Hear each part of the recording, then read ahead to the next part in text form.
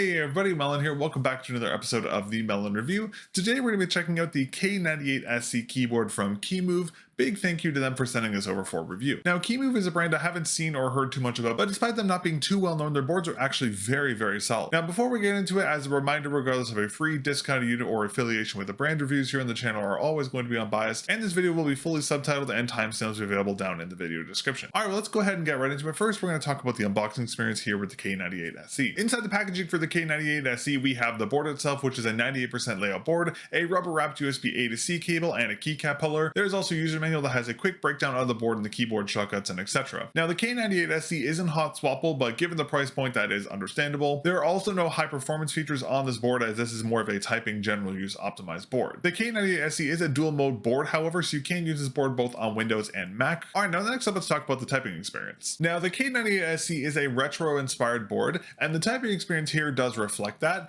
Now, I chose the Kale red switches here, but you can choose Kale blue or Kale browns to customize the experience of the board to your liking. The typing experience with the red Kale switches is definitely unique for sure. The keys are 50 plus 10 gram force, and they are on the heavier side of things. They are linear switches, and they have a mid-ish actuation point. I'll give you a quick little sound test here on the board.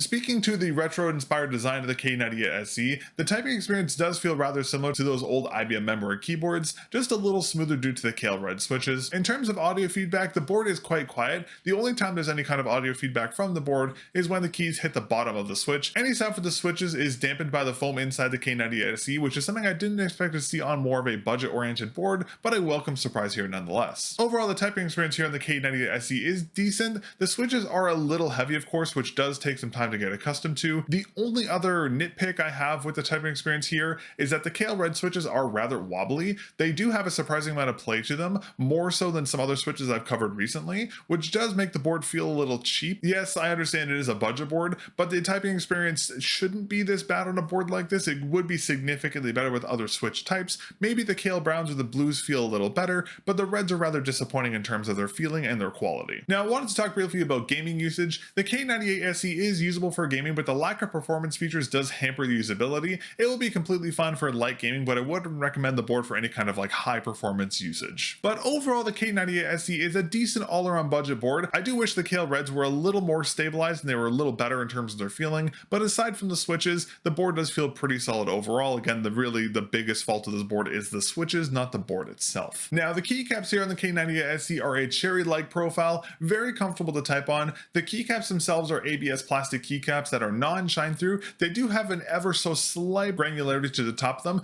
They're not the grippiest keycaps of all time, and they can sometimes get a little slippery, particularly if they're in gaming use, but given the price point of the board, the profile and the keycaps are quite solid. In terms of ergonomics, the K98SE is a lower profile board that sits almost completely flat with a slight tilt towards the front. The board does have 2 feet on the bottom. It does allow you to adjust the height of the board, which is nice attention to detail. Personally speaking, I found the board to be very comfortable to type on just stock without needing to adjust the height, as the board is very low to the desk and is ever so slightly forward tilted, but if you want to adjust the height, you can do so via the feet on the bottom, which is a nice attention to detail, but the stock typing experience just laying the board flat was very comfortable for me. In terms of build quality and QC, the build quality on the K98SE is surprisingly good. The framing is plastic and does have a slight flex to it, but the board is actually very well constructed. The only issue I have with the board is that, as I mentioned before, the switches are quite wobbly, which is a big disappointment, but that's again a fault of the switches, not the board itself. In terms of QC, all the keys feel consistent across the entire board. There's no kind of build quality or manufacturing issues that would affect the board's usage, which is great to see.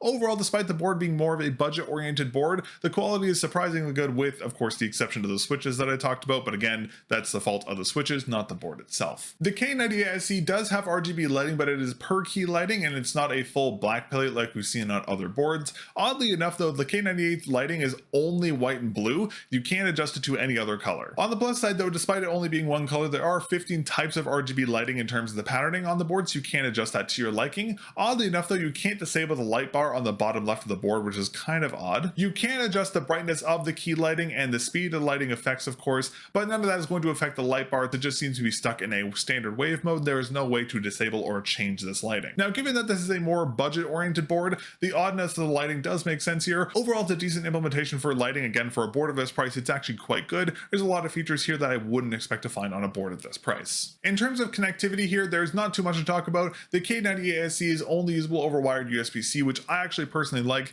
Even though I have wireless keyboards, I almost always use them over the wired connection, so this is completely fine for me. The cable itself is pretty good. It's just a standard USB A to C cable, nothing really to write home about, but it does have a nice wrapping on it, which is nice to see. It does have a little cable wrap, which is a great attention to detail. So overall, while the connectivity is very basic, this is expected given a more budget-oriented board, but it actually does work very well, and I had no issues with the connectivity over my testing. Now, the software experience here on the K98SE is actually very solid. The software is super lightweight, easy to navigate, has a decent amount of options and customizations, at least for a budget board. There are 5 profiles on the K98SE that you can swap through via the software, but these are just lighting profiles. There is no macro editor or pure key changing on these ones, so it's just purely cosmetic. Now, in the software, there is a function editor, but it doesn't seem to do anything on the K98SE. I'm going to assume it works on KEMOVE's other boards because the same software is for their boards as well. So I'm assuming the function editor will do something else on those boards. It just doesn't do anything here on the K98SE, which is a little disappointing.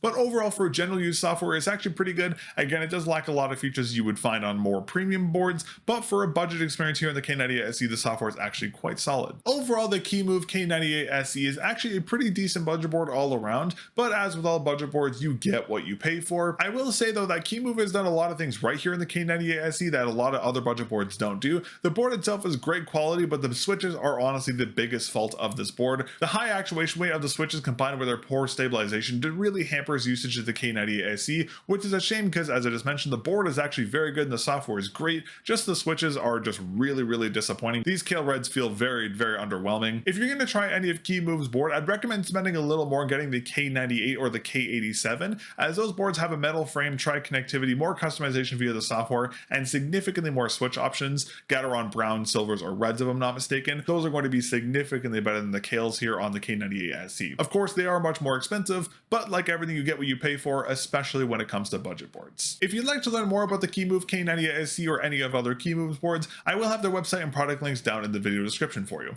But that's going to be everything for my review of the KEMOVE K98SE. Thank you very much again to KEMOVE for sending us out for a review. I'll have to get my hands on their more premium boards and see how the experience is on those boards, but that'll be a video for another time. If you enjoyed the review, leave a like on the video and get subscribed to the channel so you don't miss any future reviews. And if you'd like to support the channel, you can become a member here on YouTube. It is only $2 Canadian, and that is the best way to directly support the channel. You can also support the channel by using code mel0n with the 0 over at Lethal Gaming Gear, Mech Keys, Potent Gaming, and TJ Exclusives to save yourself a little bit of money on your orders and directly support the channel that way. But that's everything for today's review. Thank you very much again to KEMOVE for sending the K98SE over for review, and I'll catch you all in the next episode of the mel0n Review.